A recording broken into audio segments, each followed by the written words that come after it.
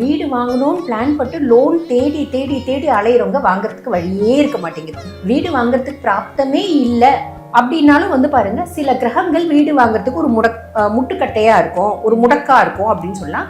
அந்த கிரகங்களை பிரீத்தி பண்றது மூலியமா நம்மளுக்கு வந்து பாருங்க வீடு அப்படின்றது சாத்தியம். வீடு, மனை, தோட்டம், அதே மாதிரி பாத்தீங்கன்னா வசதி வாய்ப்பு, இது எல்லாத்துக்கும் காரகன் யாரு அப்படின்னா செவ்வாய்மா. ஓகே, செவ்வாய் தான் வந்து பாத்தீங்கன்னா இது எல்லாத்துக்கும் காரகன். உதாரணத்துக்கு இப்ப செவ்வாய்னால வீடு அமையல அப்படின்னாமா நம்ம ஒரு எளிமையான பரிகாரம் இருக்கு. அது என்ன அப்படின்னா முருகப்பெருமானோட வழிபாடு. பொதுவாவே முருகனை யார் வழிபாடு பண்ணாலும் வீடு கேரண்டி, நல்ல குழந்தைங்க கேரண்டி, அதே மாதிரி நல்ல மனைவி கேரண்டி, திருமண பிராப்தமே இல்லை திருமணம் பிராப்தம் அப்படின்றது கேரண்டி. முருகனை வந்து பாருங்கம்மா, நம்ம 21 நாள் சங்கல்பம் எடுத்து வழிபாடு பண்றது ஒண்ணு இருக்கு. அதே மாதிரி 48 நாள் சங்கல்பம் எடுத்து வழிபாடு பண்றது ஒண்ணு இருக்கு. எந்த ஒரு முருக வழிபாடோ நம்ம வந்து ஆரம்பிக்கிறோம் அப்படின்னா கார்த்திகை தினத்தன்று, அதாவது கிருத்திகை நட்சத்திரத்தன்று வழிபாடு ஆரம்பிக்கிறது அப்படின்றது விசேஷ பலன்களை கொடுக்கும். ஜோதிட சாஸ்திர பிரகாரம் என்ன சொல்லுவாங்கன்னா, முழுசும் கட்டி முடிச்ச வீட்டுல வந்து நீங்க கரப்பிரவேசம் பண்ணி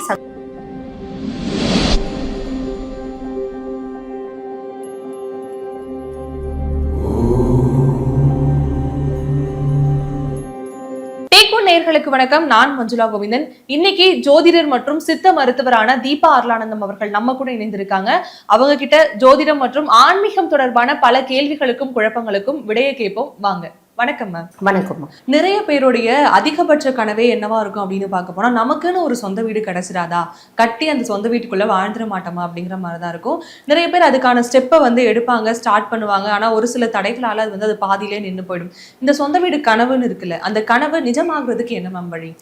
ஆக்சுவலி இந்த சொந்த வீடு அப்படின்றது வந்து பார்த்தீங்கன்னா, குருவி கூட தனக்கு சொந்த கூடு அப்படின்றது ஒன்று கட்டிக்குது இல்லையா? அப்போ நம்ம மனுஷங்க ஒரு சொந்த வீடு நம்மளுக்கு வேணும் அப்படின்னு ஆசைப்படுறது ஒரு சாதாரணமான விஷயம்தான் இல்லைங்களா? வசதி இருக்கோ இல்லையோ, எனக்குன்னு ஒரு 600 ஸ்கொயர் ஃபீட்லேயான ஒரு குடிசை இருக்கணும் அப்படின்னு ஆசைப்படுவாங்க. இது வந்து நீங்கள் கேட்ட மாதிரியுமா எல்லாருக்கும் அந்த சொந்த வீடு பிராப்தம் அப்படின்றது அமையறதில்லை. நம்ம பார்த்துருப்போம், உங்களுக்கு ஏகப்பட்ட வசதி இருக்கும், நிறைய வசதி இருக்கும், வீடு வாங்க போறாங்க அப்படின் போது ஏதாவது ஒரு தடங்கள் வரும். இப்ப அப்படியே வந்து வீடு வாங்க போறாங்க, தடங்கள் வருது, திருப்பி திருப்பி காசு சேர்த்து வைக்கிறாங்க. ஒரு தடங்கள் எதுன்னா ஒரு ஹாஸ்பிட்டல் செலவா இருக்கும், இல்ல ஒரு ஆக்சிடென்ட்ஸா இருக்கும். இல்லைங்க நாங்க வீடு வாங்க போனோம் அப்படின்னு நாங்க வந்து ஆயத்தியம் பண்ணும்போதே, முயற்சி பண்ணும்போதே எங்களுக்கு தடங்கள் வருது, அதனால நாங்க வீடு வேணான்னு முடிவு பண்ணிட்டோம். அப்படி எத்தனையோ கிளைண்ட்ஸ் வந்து சொல்றது உண்டுமா. இந்த ஜோதிடம் பார்க்க வருவாங்க பார்த்தீங்களா, அப்ப அந்த மாதிரி சொல்றது உண்டு. ஒரு சிலர் என்ன சொல்லுவாங்க, நல்ல வசதி வாய்ப்பு இருக்கும், வீடுன்னு ஒன்று வாங்கிட்டு இருப்பாங்க, வாங்கின நாள்ல இருந்து எங்களுக்கு பெருசா நல்லா இல்லைங்க அப்படின்னு சொல்லுவாங்க. அதுக்கு எத்தனையோ காரணம் இருக்குமா. ஒன்று அவங்களுக்கு சொந்த வீடு பிராப்தம் இல்லாமல் இருக்கலாம், இல்லைன்னா வந்து பாருங்க அவங்க வாங்கி இருக்கக்கூடிய வீடு அந்த பூமிக்கு தோஷம் இருக்கலாம், இந்த மாதிரி எதுனாலும் இருக்கலாம். அப்போ அவங்களுக்கு வாங்கினால நல்லா இல்லைங்க, அதனால நாங்கள் என்ன பண்ணிட்டோம், அந்த வீட்டை வாடகை விட்டுட்டு நாங்கள் கொடுத்துன்னு வந்துட்டோம், நாங்கள் வாடகை வீட்டுக்கு வந்துட்டோம் இப்படி சொல்றவங்களும் இதுவுமே ஒரு கேஸ். ஆமா, இதுவுமே சொல்லுவாங்க.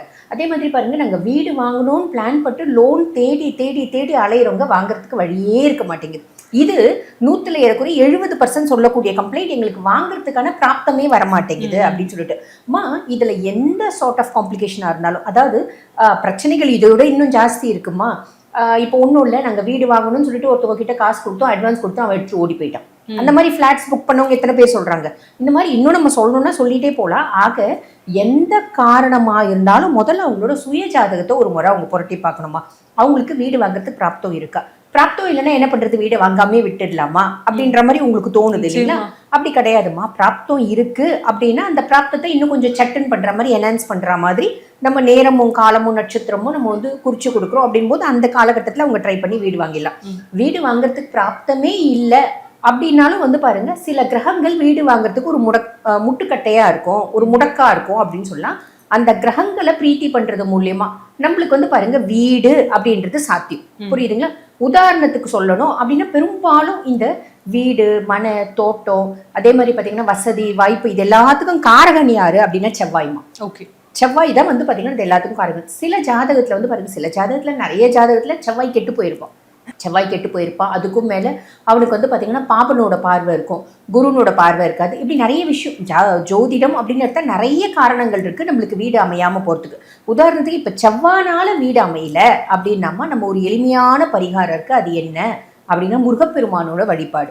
இப்ப செவ்வாய் தான் காரகன். இப்ப செவ்வாய் தான் நம்ம வந்து ஒரு வீடு, வாசல், தோப்பு, துறவு நம்மளுக்கு அமைய விடாம தடுக்கிறான், நம்மள ஒரு இடத்துல நிலையே நிக்க வைக்க மாட்டேன்ற. சிலர் பாத்தீங்கன்னா வீடு வாங்கி போயிருப்பாங்க, உடனே டிரான்ஸ்ஃபர் ஆயிருக்கும், இந்த வீடை விற்பாங்க, திருப்பி அங்க போயிருப்பாங்க, உடனே டிரான்ஸ்ஃபர் ஆயிருக்கும். ஏதோ ஒரு சூழ்நிலையினால மாற்றம், இடமாற்றம் இருந்துட்டே இருக்கும். சொந்தமா ஒரு வீட்டுல அமையவே முடியாது, இருக்கவே முடியாது. ஒரு ஸ்டேஜ்ல என்ன பண்ணுவாங்க, அடப்போட வீட்டை வாங்கி வித்துக்கு நம்ம வாடகை வீட்லயே இருந்துக்கலாம் அப்படின்ற ஒரு மைண்ட் செட்டும் வரும் இல்லைங்களா. சிச்சுவேஷனால அந்த மைண்ட் செட்டே அப்படி ஆமாம்மா, மைண்ட் செட்டே மாறிடுமா. நம்மளுக்கு வந்து திருப்பி பிரச்சனைகள் இருந்துட்டே இருக்கும்போது நம்ம பெருசா வந்து புதுசா சாதிக்கணும்னு யோசிக்க மாட்டோம் இல்லைங்களா. அப்ப அந்த மாதிரி நினைக்கிறவங்களுக்கும் வந்து பாத்தீங்கன்னா செவ்வாய் காரகனா இருக்கிறா, இந்த மாதிரி வீட்டினோட ஒரு வீடு வந்து அமையாம இருக்கிறதுக்கு ஒரு முட்டுக்கட்டையா செவ்வாய் இருக்கான் அப்படின்னும் போது வந்து பாத்தீங்கன்னா முருகப்பெருமான வழிபாடு பண்ணும். காரணம் என்ன அப்படின்னா, நமக்கு எப்படி முருகன் கடவுளோ அதே மாதிரி செவ்வாய்க்கும் முருகன் தான் கடவுள்.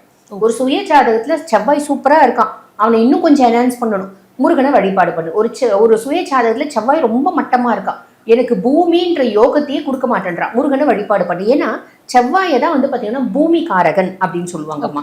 அப்ப முருகனை வழிபாடு பண்றது அப்படின்றது செவ்வாயை ஒட்டு மொத்தமா பசிஃபை பண்ணிடும். அதாவது செவ்வாயை ரொம்ப கம்மி செலவுல பிரீத்தி பண்றதுக்கு, செலவே இல்லாமல் கூட சொல்லலாம், பிரீத்தி பண்றது எப்படி அப்படின்னு முருக வழிபாடு. முருகனை நீ ஆத்மார்த்தமா வழிபாடு பண்ற அப்படின்னா உனக்கு வீடு கேரண்டி. அதுக்காக நான் வந்து வழிபாடு முருகனை மட்டுமே வழிபாடு பண்ணிட்டு இருக்கேன், உழைக்கல அப்படின்னா எனக்கு வீடு கேரண்டி அப்படிலாம் கேட்கக்கூடாது. அதாவது என்னன்னா, நம்ம உழைக்கிறது அப்படின்றது பிரதானமான விஷயம். நம்ம என்ன உழைச்சாலும் நம்மளுக்கு வந்து பாருங்க நிறைய பிராப்தங்கள் அமையவே மாட்டேங்குது, நல்ல வீடு அமைய மாட்டேங்குது, திருமணம் அமைய மாட்டேங்குது, குழந்தை குட்டி அமைய மாட்டேங்குது. இந்த மாதிரி நிறைய விஷயங்களுக்கு செவ்வாய் காரகனா இருக்கான். அப்ப நம்ம செவ்வாயை அமைதி பண்றதுக்கு அங்க முருகனை வழிபாடு பண்ணும். முருகனை எப்படி வழிபாடு பண்ணும் உங்களுக்கு தோணுது இல்லைங்களா. முருகனை வந்து பாருங்கம்மா, நம்ம 21 நாள் சங்கல்பம் எடுத்து வழிபாடு பண்றது ஒண்ணு இருக்கு. அதே மாதிரி 48 நாள் சங்கல்பம் எடுத்து வழிபாடு பண்றது ஒண்ணு இருக்கு. சங்கல்பம் எடுக்கிறதுனா நான் நேரா போய் முருகனை கும்பிடுறது இல்லை, ஐயா 21 நாள் உன்னை கும்பிடுறேன், நீ எனக்கு வீடு அமையறதுக்கான பிராப்தத்தை ஏற்படுத்தி கொடு அப்படின்னு முருகன் கிட்டேயே கேட்டுக்கணும். எனக்கு எப்படி அமையும் ஏது அமையும் எனக்கு தெரியாது. அதாவதுமா, ஆண்டவன் கணக்கு ஒண்ணு இருக்கு, மனுஷன் கணக்கு ஒண்ணு இருக்கு. மனுஷன் கூட்டி கழிச்சு எவ்வளவு கணக்கு போட்டாலும் அது ஜெயிக்குதா அப்படின்னு பார்த்தா ஆண்டவன் போட்ட கணக்கு தான் ஜெயிக்குது இல்லைங்களா. அப்ப நம்ம முருகன் கிட்ட சங்கல்பம் எடுத்து வழிபாடு பண்றோம், அதாவது சங்கல்பம் எடுத்து வேண்டிக்கிறோம். இது ஆரம்பிக்கிற நாள் வந்து பாத்தீங்கன்னா சஷ்டி, கார்த்திகை இந்த மாதிரி தினங்கள்ல ஆரம்பிக்கலாம், இல்லை செவ்வாய்க்கிழமை நாள்ல ஆரம்பிக்கலாம். ஏன்னா பொதுவாகவே வந்து பாருங்கம்மா, எந்த ஒரு முருக வழிபாடோ நம்ம வந்து ஆரம்பிக்கிறோம் அப்படின்னா கார்த்திகை தினத்தன்று, அதாவது கிருத்திகை நட்சத்திரத்தன்று வழிபாடு ஆரம்பிக்கிறது அப்படின்றது விசேஷ பலன்களை கொடுக்கும். மாத கிருத்திகை சஷ்டிலாம் வருது பார்த்தீங்களா, அந்த நாட்கள்ல ஆரம்பிக்கலாம். நம்ம அன்னைக்கு வந்து பாருங்க, பொதுவா முருக வழிபாடு காலையில பிரம்ம முகூர்த்தத்துல ஆரம்பிக்கணும், இல்ல மாலை 5 மணிக்கு மேல, இந்த சூரியன் அஸ்தமனமான பின்னாடி, சூரிய ஒளிக்கதிர்கள் மங்கின பின்னாடி ஆரம்பிக்கணும். காரணம் என்ன அப்படின்னா, நம்ம சூரிய ஒளிக்கதிர்கள் நிறைய இருக்கும்போது என்ன ஆகும்னா, நம்ம எந்த மந்திர ஜபம் பண்ணாலும் அந்த சக்தியை சூரிய ஒளிக்கதிர்கள் கிரகிச்சுக்கும். அதனால நம்ம வந்து நிறைய எஃபர்ட் எடுக்கிறோம், கொஞ்சமா பலன் கிடைக்கிற மாதிரி ஆயிடும். நம்ம எடுக்கிற எஃபர்ட்டுக்கு நிறைய பலன் கிடைக்கணும் அப்படின்னு தான் நினைப்போம் இல்லைங்களா. நான் கொஞ்சோண்டு வேலை தான் செய்வேன், எனக்கு நிறைய பலன் வரணும், அப்படிப்பட்ட மனோநிலை தானே எல்லாருக்கும் இருக்கு. அப்ப நம்ம என்ன பண்ணலாம் அப்படின்னா, அந்த மாலை நேரங்கள்ல ஆரம்பிச்சு நைட்டு 11 மணி வரைக்குமே முருக வழிபாடு பண்ணலாம், தப்பு கிடையாது.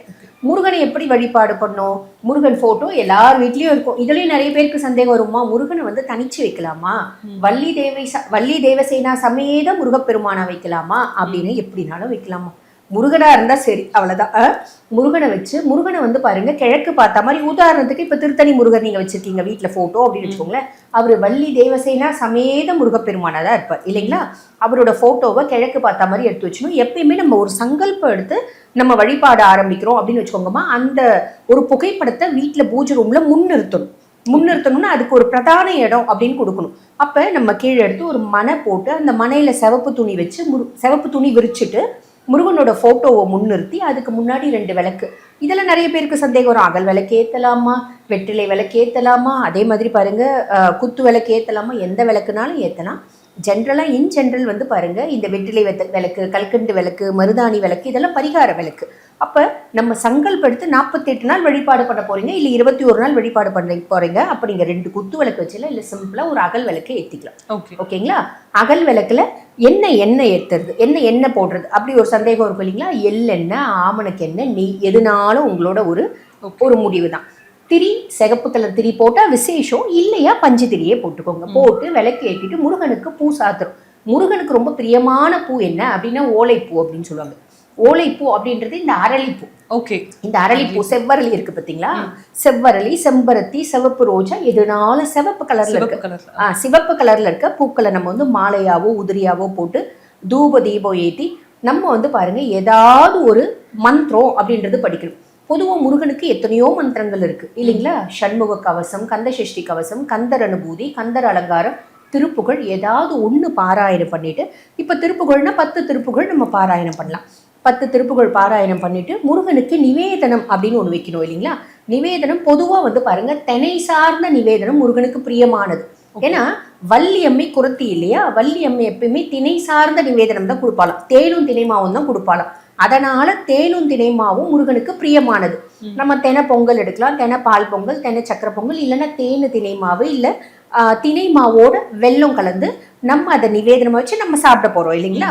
அது வந்து தூப தீபம்லாம் காமிச்சு கற்பூரம் காமிச்சு முதலே நான் சங்கல்பம் எடுத்துடுறேன். பிரதானமா முருகனை முன்னிறுத்தி, ஐயா நான் இந்த பூஜையை 48 நாள் தொடர்ந்து செய்ய போறேன். என்னால் 48 நாள் செய்ய முடியாது, பரவாயில்ல 21 நாள் ஓகேங்களா? இந்த பூஜை நான் 21 நாள் செய்ய போறேன். என்னோட கனவு ஒரு கனவு இல்லம், அந்த கனவு இல்லம் நினைவாகணும். இது உன் கையில பொறுப்பை ஒப்பச்சிருக்க. நீ எப்படி வந்து எனக்கு ஏற்படுத்தி கொடுப்பியோ, எப்படி எனக்கு வீடு கட்டுறதுக்கான பிராப்தத்தை ஏற்படுத்தியோ எனக்கு தெரியாது. நான் உழைக்கிறேன், நான் பாட்டுன்னு என் வேலையை செய்கிறேன், எனக்கு ஒரு வீடுன்றது அமையப்பெறணும் அப்படின்னு முருகப்பெருமான் கிட்ட வேண்டிக்கணும். வேண்டி இதெல்லாம் முடிச்சுட்டு நம்ம வந்து பாருங்க நிவேதனம் பண்றோம் பார்த்தீங்களா? கற்பூரம் காமிச்சிட்டு நிவேதனம் பண்றோம். நிவேதனம் பண்ணிட்டு கடைசியில ஷமாபானம் அப்படின்னு ஒண்ணு இருக்குமா? ஷமாபானம் அப்படின்னா நான் மந்திரம் படிக்கும்போது எத்தனையோ என்னோட உச்சரிப்பு பிழை இருக்கலாம் இல்லைங்களா? அப்ப நான் தெரிஞ்சோ தெரியாமையோ அறிஞ்சோ அறியாமையோ நான் உனக்கு இந்த பதிகங்களை பாராயணம் பண்ணும்போது எனக்கு தெரியாம பிழை ஏற்பட்டிருக்கலாம், அதை மன்னிச்சு எனக்கான பலன்களை கொடு அப்படின்னு முருகன் கிட்ட வேண்டிக்கிறது. வேண்டிட்டு நமஸ்காரம் பண்ணிட்டு வந்து உட்காந்துடலாம். ஒரு 10 நிமிஷம் கழிச்சு போயிட்டு நீங்க என்ன பிரசாதம் வைக்கிறீங்க அது குடும்பத்தோட சாப்பிடலாம். இந்த மாதிரி தொடர்ந்து 21 நாள் செய்யணும். 21 நாள் முடிஞ்ச பின்னாடி ஐயா என்னோட சங்கல்பம் எடுத்து நான் உனக்கு வழிபாடு பண்றது பூர்த்தி ஆயிடுச்சு, இப்ப உனக்கான பலன் நீ கொடுக்க வேண்டியது பாக்கி அப்படின்னு முருகன் கிட்ட ஞாபகப்படுத்திட்டு நம்ம பாட்டு நம்ம வேலையை செய்யலாம். இதுல விரதம் இருந்து வழிபாடு பண்ற முறையும் இருக்குமா?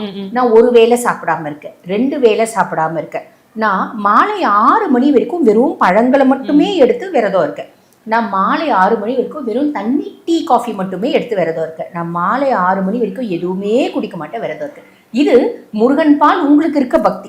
நீங்க எப்படி வேணா விரதம் இருக்கலாம், ஆனா விரதம் இருந்து வழிபாடு பண்ணாதான் பலிதமாகும் அப்படின்றது கிடையாது. விரதம் அப்படின்றது நம்ம உடலை சுத்திகரிக்கும் ஒரு ப்ராசஸ் அப்படின்னு சொல்லலாம். அதே மாதிரி மனதையும் அமைதிப்படுத்தும், ஆன்மாவையும் சாந்தப்படுத்தக்கூடிய ஒரு முறை அப்படின்னு சொல்லலாம். அதனால்தான் நம் முன்னோர்கள் விரதம் இருந்து வழிபாடு பண்ணோம் அப்படின்றது கொண்டு வந்தாங்க. ஆனா அப்ப வந்து பாருங்கம்மா பெண்கள் வீட்டோட இருந்தாங்க. இப்ப நம்ம எல்லாம் வீட்டோட இருக்கோமா, காலையில இருந்து ராத்திரி வரைக்கும் உழைக்கிறோம் இல்லைங்களா? அப்ப விரதம் இருக்க ஏத்துக்கக்கூடிய உடலா இருக்குது அப்படின்னா விரதம் இருந்து வழிபாடு பண்ணலாம். விரதம் ஏத்துக்க முடியல அப்படின்னா பிரச்சனையே இல்லை, உண்மையான அன்பு முருகன் பால் இருந்துன்னா மட்டும் போதுமானதுமா, வழிபாடு பண்ணலாம். இந்த வழிபாடு யார் பண்ணாலும் பொதுவாகவேம்மா முருகனை யார் வழிபாடு பண்ணாலும் வீடு கேரண்டி, நல்ல குழந்தைங்க கேரண்டி, அதே மாதிரி நல்ல மனைவி கேரண்டி, திருமண பிராப்தமே இல்லை திருமணம் பிராப்தம் அப்படின்றது கேரண்டி. இப்படி நிறைய விஷயங்கள் முருக வழிபாட்டுனால நிதர்சனமா நடக்கக்கூடிய உண்மைகளா இருக்கும். இப்போ வந்து வீடு அப்படின்னும் பொழுது இவ்வளவு விஷயங்கள் நடக்கிறது. அதே மாதிரி இன்னொரு சந்தேகமும் இருக்கு. ஒரு சிலருடைய வீடு கட்டிட்டு இருக்கும் பொழுதே ஏதோ ஒரு காரணங்களால பாதியிலே நிறுத்திடுவாங்க, இல்லை ஏதோ ஒரு சின்ன சின்ன வேலையெல்லாம் அப்படியே ஸ்டாப் பண்ணி வச்சிருப்பாங்க. ஆனா அந்த வீட்டுக்கு வந்து கிரகப்பிரவேசம் பண்ணியே ஆகணும், டக்குன்னு அந்த வீட்டுக்குள்ள போயே ஆகணும்னு ஒரு சுச்சுவேஷன் வரும்பொழுது வேலை எல்லாமே முடிக்காம டப்புன்னு கிரகப்பிரவேசம் பண்ணி போயிடுறாங்க. இது சரியா அப்படிங்கிற ஒரு சந்தேகமும் குழப்பமும் எல்லாருக்குள்ளேயும் இருக்கு. இது சரியா? இல்லைம்மா, ஜோதிட சாஸ்திர பிரகாரம் என்ன சொல்கிறாங்க அப்படின்னா, கிரகப்பிரவேசம் அப்படின்றது என்ன அப்படின்னா முழுசும் கட்டின ஒரு வீட்டுக்குள்ளே குடி புகுறது தான் கிரகப்பிரவேசம் அப்படின்றது. அப்போ நீங்கள் அறகுறையாக வீடு கட்டி நம்ம வந்து கிரகப்பிரவேசம் பண்ணுறோம் அப்படின்றது வந்து பாருங்கள், இப்போத்தைய காலகட்டத்தில் நிறைய பேர் அந்த மாதிரி பண்ணுறாங்க. காரணம் என்னன்னா, ஒரு பக்கம் அவங்க என்ன நினைக்கிறாங்க, வீடு முழுசும் முடிஞ்சிட்ட பின்னாடி உள்ள அந்த கிரகப்பிரவேசத்துக்கு வந்து பார்க்குறவங்க அடடா இவ்வளோ பிரம்மாண்டமாக இருக்கே, அது ஒரு 2 பெட்ரூம் வீடாவே இருக்குன்னா கூட கொஞ்சம் அழகுபடுத்தியிருப்பாங்க இல்லைங்களா, அடடா இவ்வளோ பிரம்மாண்டமா இருக்கே அப்படின்னு திருஷ்டி ஓம்பல் இதெல்லாம் வரும் அப்படின்றதுனால கொஞ்சம் வந்து பாருங்க இன்கம்ப்ளீட்டா அவங்க வந்து கிரகப்பிரவேசம் அப்படின்ட்டு செய்யறாங்க. இன்னொரு விதத்துல இன்னும் ஒரு சிலருமா கிளைண்ட் சொல்றது உண்டு, மேடம் மொத்த பெயிண்டையும் அடிச்சுட்டா நம்ம வந்து கிரகப்பிரவேசம் யாக வளர்த்தும் போது அந்த புகை படியும் பார்த்தீங்களா, அப்ப செவுரெல்லாம் இப்ப நிறைய பேர் வந்து பாத்தீங்கன்னா இந்த வால் பிளேட் ராயல் பிளே அந்த மாதிரி தானே மாட்டிக்கிறாங்க. அப்ப அது வந்து கருமைப்படியும். அதனால வந்து பாத்தீங்கன்னா நாங்க வந்து ஒரே ஒரு கோட்டு சாதா வெள்ளை பெயிண்ட் அடிச்சுட்டு நாங்க கிரகப்பிரவேசம் பண்ணிடுறோம், அதுக்கப்புறம் திருப்பி பண்றோம் அப்படின்னு. இன்னும் ஒரு சிலர் வந்து பாத்தீங்கன்னா வீடே பாதி தான் கட்டியிருக்கும். ஆ. அதாவது போதுமான விளக்கொளி இருக்காது, போதுமான ஜன்னலுக்குலாம் வந்து அந்த முட்டுக்கட்டை மூங்கில்லாம் கொடுத்துருப்பாங்க பார்த்தீங்களா, இதுலயே கரப்பிரவேசம் பண்ணுவாங்க. இந்த மாதிரியும் பண்றது உண்டு. ஒரு சிலர் வந்து பாருங்கம்மா கீழே முக்காவாசி முடிச்சிருப்பாங்க, மேல அரைகுறையா விட்டுட்டு மேல கட்ட போறோம் அப்படின்னு சொல்லிட்டு கரப்பிரவேசம் கீழே பண்ணிட்டு நம்ம கொடுத்தன வந்துடலாம் அப்படின்னு வருவாங்க. இது எதுவுமே வந்து பாத்தீங்கன்னா செய்யக்கூடாது அப்படின்னு தான் சாஸ்திரம் சொல்லுது. காரணம் என்ன அப்படின்னா இதுக்கு வந்து நம்ம விஞ்ஞான பூர்வமான காரணமும் வச்சுக்கலாம், ஆன்மீக ரீதியான காரணமும் வச்சுக்கலாம். விஞ்ஞான பூர்வமான காரணம் என்ன அப்படின்னா, ஒரு வீடு முழுமையடையாத போது நம்ம அங்க போய் உட்காரும் போது நம்மளுக்கு பல அசௌகரியங்கள் அப்படின்றது வரும். பொதுவா இப்ப ஜன்னலுக்குலாம் முட்டுக்கட்டை வச்சுக்காங்கன்னா வீட்டுல குழந்தைங்க இருக்கும், போகும், ஒரு அசம்பாவிதம் நடக்கிறதுக்கு வாய்ப்பு உண்டு. போதுமான விலக்குழி இருக்காது. அப்ப நம்ம சமைக்கிறோம், ஏதோ ஒரு பூச்சி பொட்டு விழுந்துருச்சு அப்படின்னா நம்மளுக்கு வந்து இது இருக்காது, நம்மளுக்கு வந்து ஒரு திருப்தி இருக்காது. அதுவும் இல்லாம நம்மளோட வாழ்வாதாரமே பாதிக்கும். நம்ம ஒன்றும் இல்லைம்மா சமைக்கிறோம், ஒரு பள்ளி கிள்ளி விழுந்துருச்சு, நம்மளுக்கு இருட்டில் தெரியலன்னா என்ன ஆகும், நம்ம லைஃபே மாறிடும் இல்லைங்களா. ஸோ இதனால ஒரு காரணம் சொல்றது உண்டு. அதே மாதிரி போதுமான அளவுக்கு அது கம்ப்ளீட்டாக ஃபினிஷ் ஆகலை, ஜன்னல்லாம் வந்து முட்டுக்கட்டெல்லாம் வச்சிருக்காங்க, ஜன்னலே பெருசாக வைக்கலன்னா காற்று அப்படின்றது இருக்காது. இந்த மாதிரி அசௌகரியங்கள் சொல்றது உண்டு. இது விஞ்ஞான பூர்வமா. இப்ப நம்ம சாஸ்திர பூர்வமா வைக்கிறோம் அப்படின்னு வச்சுக்கோங்கம்மா, ஒரு வீடு முழுமையடையாத போது அது கட்டடம், அது வந்து வீடு கிடையாது. வீடு அப்படின்றது இறையாற்றலோட நிறைஞ்சது. அப்ப இறையாற்றல் இருக்கணும், முக்கியமா மகாலட்சுமி தாயாரோட கடாட்சம் இருக்கணும் அப்படின்னா அந்த வீட்டுல அழகு அப்படின்றது நிறையவே இருக்கணும். சுத்தபத்தம் அப்படின்றது இருக்கணும். நீங்க பெருசா வந்து பாதி தான் இது பண்ணியிருக்கீங்க, இந்த சைடு வேலை செய்கிறாங்க, 10 பேர் டெய்லி வேலைக்கு வராங்க, ஒரு ரூமை வச்சுக்கினேன் நான் வந்து போய் உட்காந்துட்டேன் அப்படின்னும் போது அந்த 10 பேர் சுத்தபத்தமாக வருவாங்க. எத்தனையோ தீட்டு இருக்குல்லம்மா, எத்தனையோ தீட்டுக்கள் இருக்கு. அதனால் அது ஒரு காரணமாக இருக்கலாம். இல்லை அவங்க வந்து பெருசாக சுத்தபத்தமாக வரமாட்டாங்க. அப்போ நமக்கு என்ன ஆகும் அப்படின்னா வீட்டில் நேர்மறை ஆற்றல்கள் அப்படின்றது குறையும், எதிர்மறை ஆற்றல்கள்ன்றது அதிகமாகும். இப்போ அந்த மாதிரி வந்து பாருங்கம்மா, முழுசும் வந்து கட்டி முடிக்காத வீட்டில் நிறைய பேர் நானே பார்த்துருக்கேம்மா, நீங்கள் பார்த்துருக்கீங்கன்னு எனக்கு தெரியல, கொடுத்தணும்னு போயிட்டு இருப்பாங்க, இன்னும் 2 மாசத்துல கம்ப்ளீட்டா முடிச்சிடலாம்னு நினைப்பாங்க, 2 வருஷம் இருக்காது, முடிச்சு வேலை இழுத்து போயிட்டே இருக்கும், முடியவே முடியாது. எல்லா வீடும் பக்கத்துல விளக்கொலியோட மகாலட்சுமி வாசத்தோட இருக்கும், இந்த வீடு மட்டும் இருண்டு இருக்கும். மேல கட்டலான்னு ஆரம்பிச்சுப்பாங்க, 1 வருஷம் இருக்கும் மேல கட்டி முடிச்சு அவங்க போறதுக்கு. இந்த மாதிரி இடையூறுகள் தடங்கல்கள் நிறைய வரும். அதனால ஜோதிட சாஸ்திர பிரகாரம் என்ன சொல்லுவாங்கன்னா, முழுசும் கட்டி முடிச்ச வீட்டுல வந்து நீங்க கரப்பிரவேசம் பண்ணி சந்தோஷமா போங்க அப்படின்னு சொல்றது உண்டுமா. வீடு கட்டணும் அப்படிங்கிற ஆசை இருக்கு நிறைய பேருக்கு, அதே சமயம் நிறைய குழப்பங்களும் இருக்கும். அதற்கு எல்லாத்துக்குமே வந்து ஒரு நல்ல தெளிவான விளக்கங்களை கொடுத்துருக்கீங்க. ரொம்ப நன்றி மேம். நன்றி.